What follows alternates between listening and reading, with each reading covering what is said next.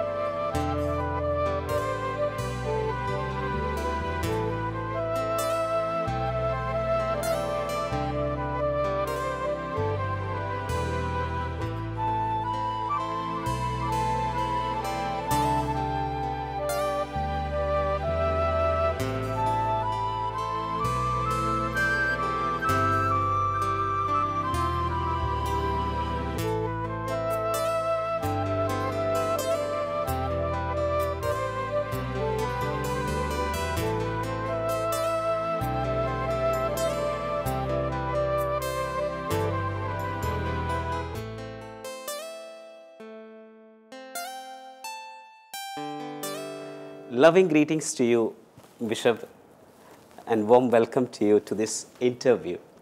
Thank you. Thank you. Since you had both administrative as well as the pastoral experience, of course, you were elevated to have a position of a doctoral student, and you had the opportunity to go Rome. We are eager to know about, especially about the rota that you had, and of course, the doctoral thesis that you worked on. Will you share about that? Yeah. Just before I was leaving for Rome, there were 3 marriage cases came to the diocese for annulment. And Bishop was at a loss. He said, we have no trained personnel.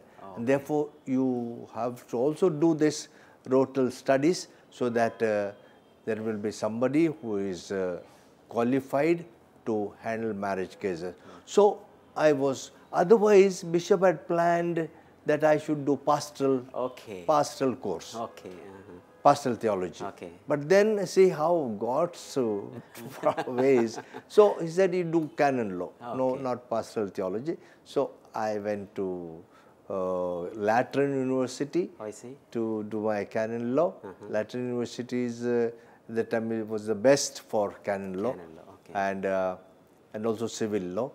But then I had to finish my license before joining the rota, because rota, they would not entertain any student unless they have done license in canon law.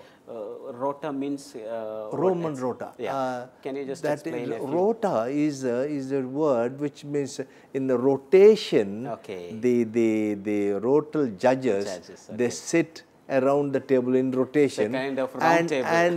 and they cases are assigned to them according to their, if the category 1 is here, the next category 2, so it is rotation, so it is called rota. Rotation, the cases were handled in Rome, marriage cases, which come on appeal from all over the world, the diocese. So that is rota, Sacra Romana Rota.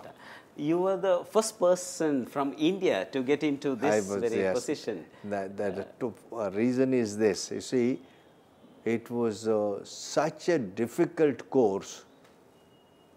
Nobody would like to go. And I had decided so many times to give up. It was really tough. Really tough. And every month we had to prepare case and submit all in Latin. And at that time I had forgotten, though my studies in the seminary were all in Latin, 5 years it over and Latin was forgotten, and I had to write in very good Latin, and the professors, they are very strict, they are professor judges of the rota. You know why they were strict? Because a lot of lay people also were joining there, because if they get a degree in of the rota, they can mint money.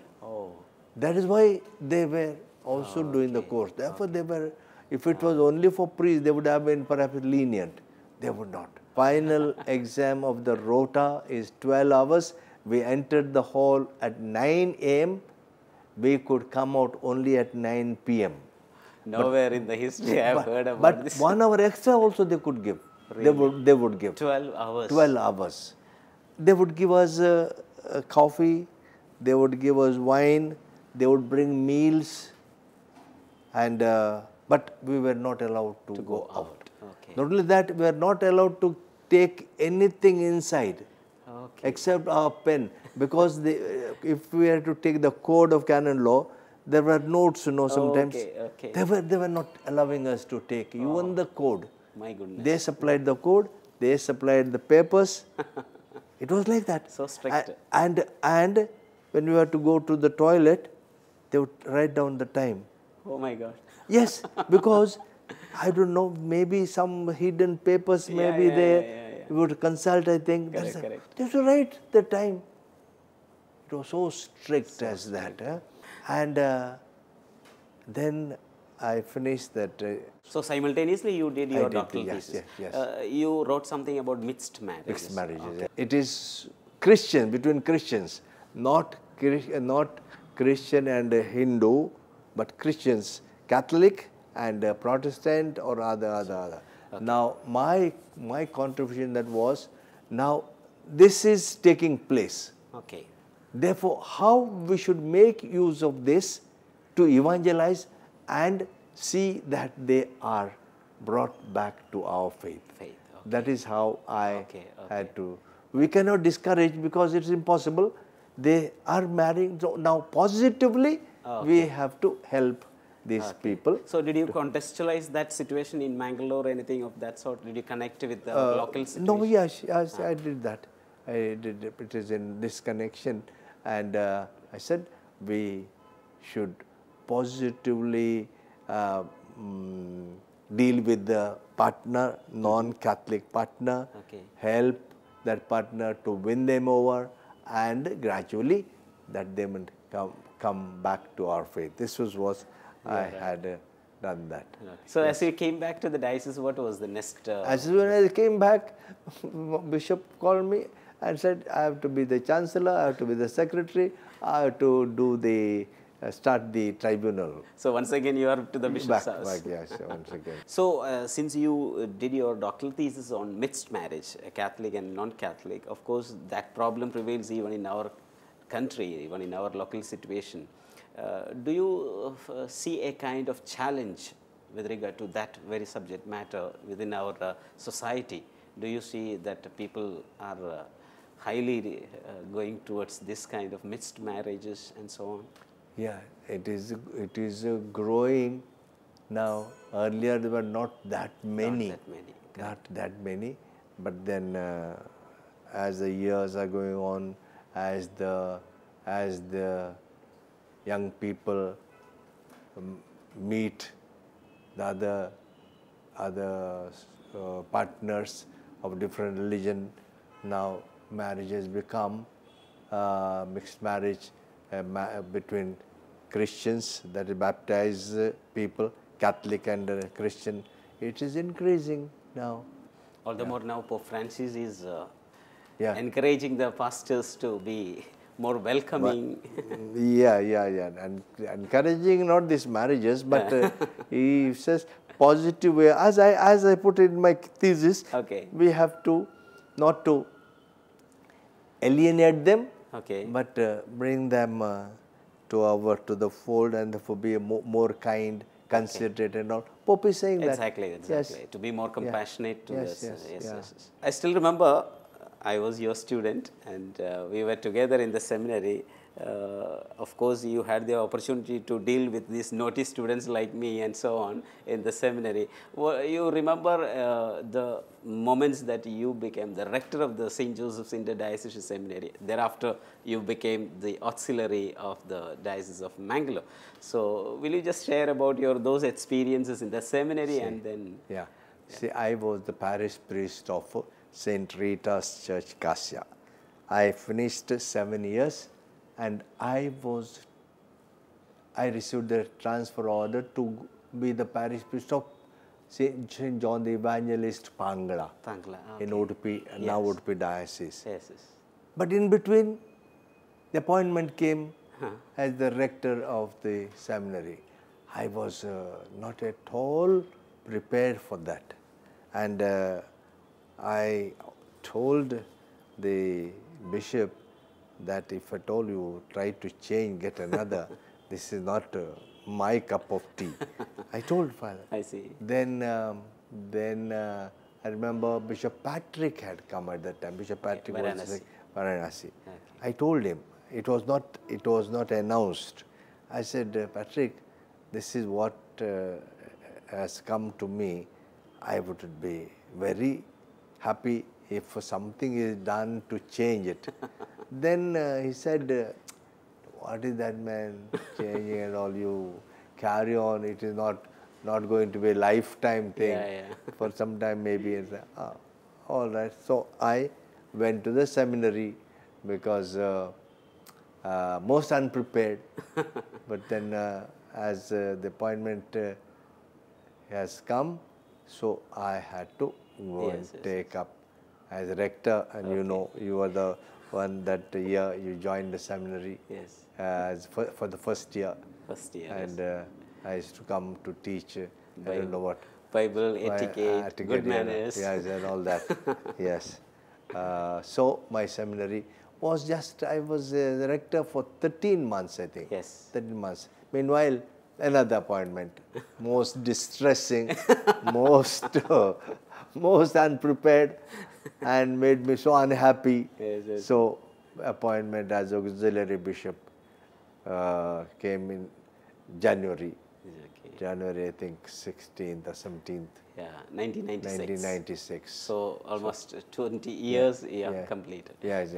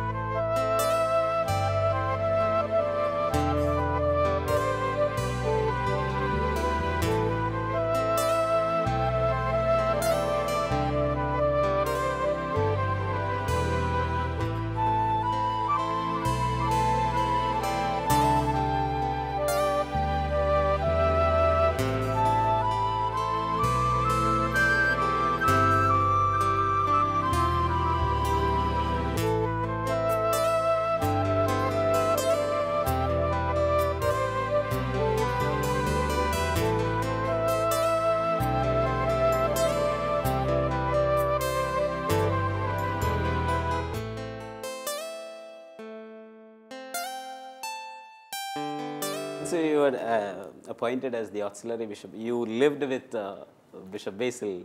Of course, you were a secretary to him. Now you have changed the position into a bishop. What was your experience of that transition period? You see, I did not want to accept the appointment as bishop, and therefore I did not reply. I see. I did not reply. Why? I knew the life of the bishop from very close quarters. I knew what it meant to be a bishop. Because I was very close to him. Correct. About 12 years. And therefore, if there was anybody who knew about the work of the bishop, you will never try it. I became the auxiliary first, and within 3 months, I became the bishop of the diocese, full-fledged. Yeah. And continued 20 years. 20 years. Yes. Very fruitful years. Of course, at the change, of course, at the death of late Bishop Basil. It came as a shock to me. I never expected, nobody expected also. It was all of a sudden. Yes. Then later, as you took up the Bishop of Mangalore, the moments that you had, of course, happy moments as well as struggling and sad moments as well. Do you remember any particular event where you really felt that you were struggling, you were helpless and so on? Any memories of that sort? Yeah, the early years were really struggle. Really struggle. You see, you were called here to present over here, to give a message there, and to so many things, you know. It was most unprepared. Correct. It was real struggle. a struggle. You know, we don't know what to say, what not to say, and that was a very, very big problem for me. Yeah, during those times. And bishop means anybody would say he is all ready with all the talks and all that. Well, nothing. It was so difficult, I tell you. I really struggled in the early years. I see. Yes. And I also see it was a transition. Bishop Basil went with the full administrative way of going about. Mine was a different style, and therefore there were people who started criticizing. With this bishop, the diocese will go to dogs, they said, because my attitude was different, and some were expecting to go in the same strict line, which I did not choose. So that was another way, criticism from people also. All that was. Yeah. Usually when you hear such kind of criticism, you feel collapsed, you feel down. What was the support that you got? Whether some bishops say Marian devotion helped me a lot, some might say my personal commitment. Yeah, that's why. So I was very much relying on the God's grace, God's help, because from the beginning I had this. If I become a priest, I should be a very good priest. A good priest, always. And that was always at the back of my mind. And that continued. I had love for prayer, love for the Blessed Sacrament. That kept me up. When I was struggling, when I had difficulty. But also there were some priests to help me out, to say. I remember one priest, Bishop Basil, 30 years bishop. You are just a few days bishop, or 1 year a bishop. And therefore, you don't worry because you are not able to do the 30 years experienced bishop. And you have to accept your own. And that was a very good thing. Very good advice one could say. Now after 20 years, now I can say, looking around in the diocese, the development that you have, the progress that you have caused, especially Father Mulle's medical college, the engineering college, the different schools, churches that you have. So a successful period we had over the 20 years. So congratulations to you for having taken up this very mission strongly in spite of all these criticisms. When I became the bishop, 2-3 things were clear in my mind. First of all, I should build the faith of the people. I should help them to cultivate devotion. I should encourage lay leadership.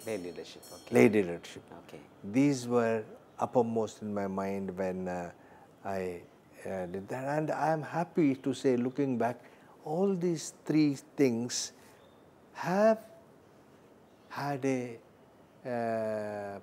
place in my episcopal ministry. I have done this and I have seen the good result of them. So you are most satisfied when you look back. I feel my conscience tells me that that I have done according to what it was expected to me as a bishop by the Lord, and I feel happy about it. There's nothing that makes me feel unhappy in my life as a bishop. That must be the reason why people say that you are a smiling bishop, that because you enjoy the joy within yourself. There may be that. Yeah.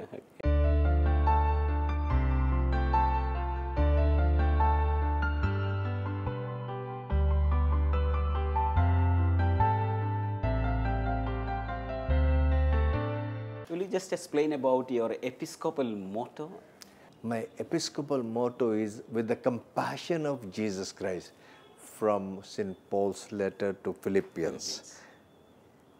You know, that came to me as a spontaneous meaning of life that I was leading. Therefore, I have to live up to this. Number of times I had to control my anger or control my my difficult moments because of the motto I had picked up. It was a challenge then. Challenge, yes, that's right. To live up to that motto with the compassion of Jesus Christ. And I have used it in my ministry. I have shown a lot of compassion to the people, who are, especially the poorer ones. I have a special love towards poor, special love, care for them, help them in their need, and that's because of the compassion. Yes, correct. That's why people call you as people's bishop. Yes, that's something I've great. done that. Yes, yes. As you lived this 20 years of episcopal mission, of course, I have heard another positive thing from other priests saying how many activities he goes and does, and he never gets tired. He never gets tired. He goes from one program to another, and everywhere he is very active and energetic. And I think maybe because of this motto, the compassion. That is true also. And then you know why? If the bishop is sleeping, people the whole diocese will sleep. And therefore, I have to be alert. Correct. I have to be more active than the priests will be active. They'll follow you. Yes, yes. That is what I have. I believe. Therefore, I have to be. Correct. I have to be active. I have to work hard. Then I will see the priest also will do that. But don't you get exhausted sometimes? I feel I do. But then see, work, when you love your work, you don't feel like tired or anything. Only when I come back from the pastoral visit, and then I really feel tired. But then during pastoral visit, I have spoken about 7 hours. 7 hours from morning till at my lunch, about 6-7 hours. Start at 7:30. It goes on till 1:30 or 2. 2, yes. All with the meetings, with the mass, with the sermons, with the various meetings and all. It will be like that. So, but you manage. I manage. Yes, yes. It has been there. God has been good to me. Yes. God, I always say, God has been extra kind, extra considerate, and very, very provident, and His steadfast love is unending. That's why it is possible. I myself am surprised. Really? Yeah. Yes, I am surprised. But it's all because God's special love towards me. 50 years of priesthood you are going to celebrate, 20 years of episcopal service, and all the more 75 years of life. All these 3 important events come together in the same year. That is really surprising for all of us. And of course, God has been great. But what do you feel now when you celebrate? See, this is a year of jubilees. Three. One is 20 years as a bishop, and 50 years as a priest, and add to that, God has given me 75 years and good health. Yes. I have done many things, many good things, but then I say it is not me alone. Decision is mine, leadership is mine, but all joined together, and that's why so many developmental activities have taken place. And side by side, now I gave first preference to the faith life. Faith life, therefore catechism, and then adult catechism, SEC, one of the best, and all that was given the first priority. Along with that, See, man is not only spiritual, also, therefore, both had to be done. Bishop, we are eager to listen to your message, especially all the viewers around the world of Shalom TV. Shalom TV has very specially the purpose of bringing the value-based news to the world. I am very happy to hear that. And without any advertisement, you give 24 hours only good things, good news, that those special messages and teachings which will help people to live a better life. It is something wonderful the Shalom TV is doing, and I congratulate them, all those who are responsible for this, and I thank them for this. Dear Bishop, the time passes very fast. We had a very good sharing, very personal sharing. I think you have inspired many viewers through your words. We are indebted to you for your precious time. You spent your valuable time with us. We are grateful to you. And at the same time, on behalf of all the viewers of Shalom Television, we congratulate you for all the moments, 3 moments of Jubilee celebrations. So we wish and pray that God blesses you and your mission as well. Thank you very much. Thank you. God bless you.